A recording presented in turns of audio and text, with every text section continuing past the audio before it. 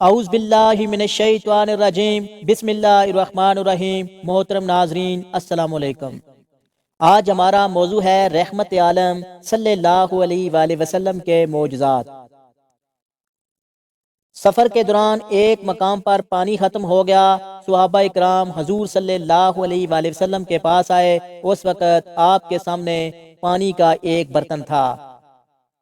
آپ اس سے وضو فرما رہے تھے۔ آپ صلی اللہ علیہ وآلہ وسلم نے ان سے پوچھا کیا بات ہے؟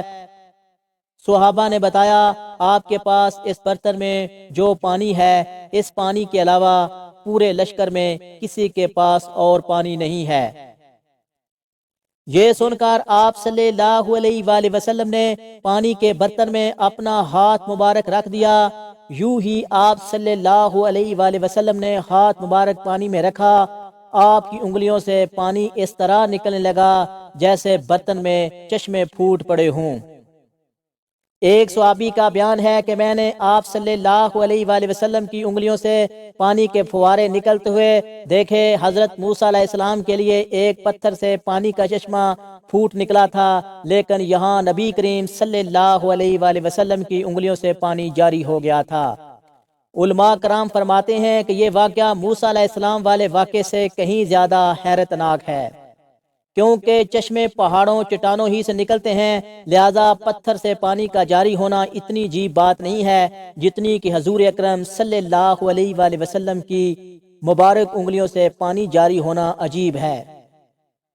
حضرت جابر رضی اللہ عنہ کہتے ہیں کہ یوں ہی پانی کا چشمہ پھوٹا، ہم سب پینے لگے۔ ہم نے پیا بھی اور اس پانی سے وضو بھی کیا اور اپنے برتن بھرے۔ اگر ہم اس وقت 1,00,000 بھی ہوتے تو بھی پانی ہمارے لیے کافی ہو جاتا، جبکہ اس وقت ہماری تعداد 1400 تھی۔ مسلمانوں کا قافلہ اسفان کے مقام پر پہنچا تو نبی کریم صلی اللہ علیہ وآلہ وسلم کے پاس بشر بن سفیان حتکی رضی اللہ عنہ آئے۔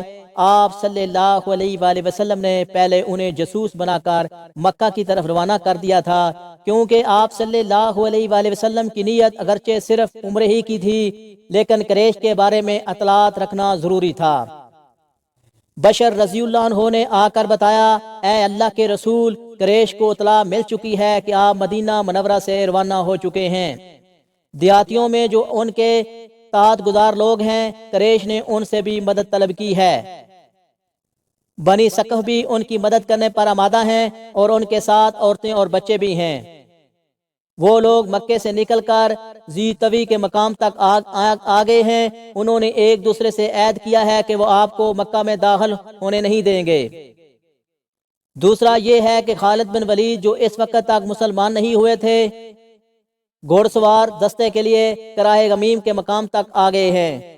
ان کے دستے میں 200 سوار ہیں اور وہ آپ کے خلاف صف بندی کر چکے ہیں۔ یہ اطلاعات ملنے پر آپ صلی اللہ علیہ وآلہ وسلم نے حضرت بادہ بن بشر رضی اللہ عنہ کو حکم فرمایا کہ مسلمان گھوڑ سواروں کے ساتھ آگے بڑھیں۔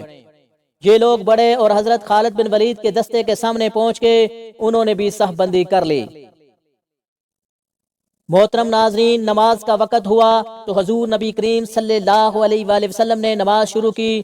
جب مسلمان نماز سے فارغ ہوئے تو کچھ مشرکوں نے کہا، ہم نے ایک اچھا موقع گنوا دیا، ہم اس وقت اس پر حملہ کر سکتے تھے جبکہ یہ نماز پڑھ رہے تھے، ہم اس وقت انہیں آسانی سے ختم کر سکتے تھے۔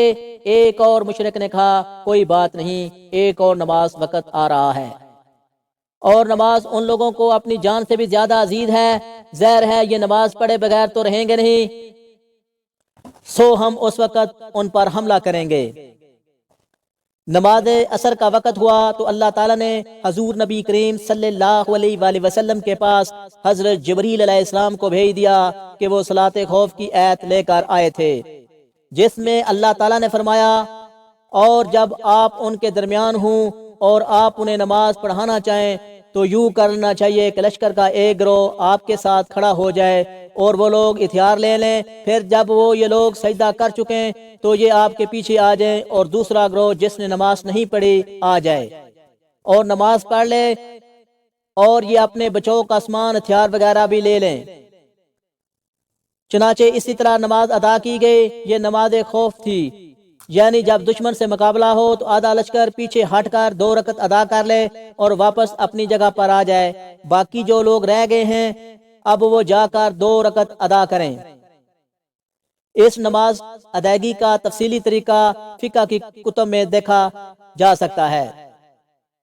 مسلمانوں نے جب عصر کی نماز اس طرح ادا کی تو مشرک بول اٹھے، افسوس ہم نے ان کے خلاف جو سوچا تھا اس پر عمل نہ کر سکے۔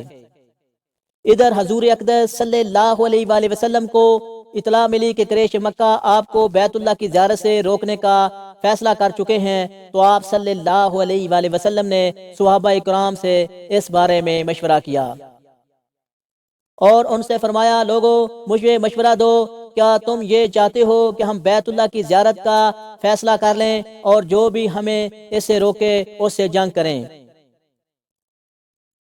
آپ صلی اللہ علیہ وآلہ وسلم کی یہ بات سن کر حضرت ابو بکر صدیق رضی اللہ عنہ نے کہا، اے اللہ کے رسول، آپ صرف بیت اللہ کی زیارت کا ارادہ فرما کر نکلے ہیں، آپ کا مقصد جنگ اور خون ریزی ہرگز نہیں ہے، اس لیے آپ اسی ارادے کے ساتھ آگے بڑھتے رہیں، اگر کوئی ہمیں اس زیارت سے روکے گا تو ہم اس سے جنگ کریں گے۔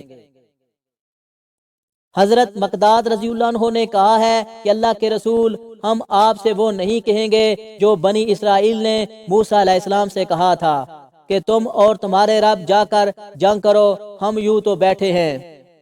ہم تو آپ سے کہتے ہیں آپ اور آپ کا رب جنگ کریں، ہم بھی آپ کے ساتھ جنگ کریں گے، اور اے اللہ کے رسول، اللہ کی قسم، اگر آپ ہمیں لے کر برد خماد بھی جانا چاہیں تو ہم آپ کے ساتھ ہوں گے، ہم میں سے ایک شخص بھی پس و پیش نہیں کرے گا۔ برکے غماد مدینہ منورہ سے بہت دور دراز ایک مقام کا نام ہے۔ ان دونوں حضرات کی رائے لینے کے بعد آپ صلی اللہ علیہ وآلہ وسلم نے فرمایا، بس تو پھر اللہ کا نام لے کر آگے بڑھو۔ چنانچہ مسلمان آگے روانہ ہوئے، یہاں تک کہ حدیبیہ کے مقام پر پہنچے۔ اس جگہ حضور اکرم صلی اللہ علیہ وآلہ وسلم کی ہٹنی خود بخود بیٹھ گئی۔ لوگوں نے اٹھانا چاہا لیکن وہ نہ اٹھی۔ لوگوں نے کہا قصبہ اڑ گئی ہے۔ حضور اکرم صلی اللہ علیہ وآلہ وسلم نے یہ سن کر ارشاد فرمایا، یہ اڑی نہیں ہے اور نہ اڑنے کی اس کی عادت ہے، بلکہ اسے اس ذات نے روک لیا ہے جس نے ابرا کے لشکر کو مکے میں داخل ہونے سے روک دیا تھا۔ مطلب یہ تھا کہ قصبہ خود نہیں رکی، اللہ کے حکم سے رکی ہے۔ حضور اکرم صلی اللہ علیہ وآلہ وسلم نے اس مقام پر قیام فرمایا۔ اس پر صحابہ نے عرض کیا، اللہ کے رسول، یہاں پانی نہیں ہے۔ یہ سن کر حضور اکرم صلی اللہ علیہ وآلہ وسلم نے اپنے ترکش سے ایک تیر نکال کر نجیبی بن جندب رضی اللہ عنہ کو دیا، جو آپ صلی اللہ علیہ وآلہ وسلم کی قربانی کے جانوروں کے نگران تھے۔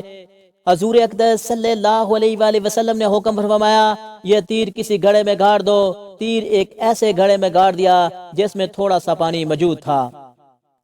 فوراً ہی اس میں سے میٹھے پانی کا چشمہ ابلنے لگا، یہاں تک کہ تمام لوگوں نے پانی پی لیا۔ جانوروں کو بھی پانی پلایا گیا، پھر سب جانور اس گھڑے کے گرد بیٹھ گئے۔ جب تک تیر اس گھڑے میں لگا رہا، اس میں سے پانی ابلتا رہا۔ گھڑے سے پانی ابلنے کی خبریں قریش تک بھی پہنچ گئیں۔ ابو سفیان نے لوگوں سے کہا، ہم نے سنا ہے کہ حدیبیہ کے مقام پر کوئی گڑھا زہر ہوا ہے، اس میں سے پانی کا چشمہ پھوٹ پڑا ہے، ذرا ہمیں بھی تو دکھاؤ، محمد نے یہ کیا کرشمہ دکھایا ہے؟ چنانچہ انہوں نے وہاں جا کر اس گھڑے کو دیکھا، گھڑے میں لگے تیر کی جڑ سے پانی نکل رہا تھا۔ یہ دیکھ کر ابو سفیان اور اس کے ساتھی کہنے لگے، اس جیسا واقعہ تو ہم نے کبھی نہیں دیکھا، یہ محمد صلی اللہ علیہ وآلہ وسلم کا چھوٹا سا جادو ہے۔ نعوذ باللہ۔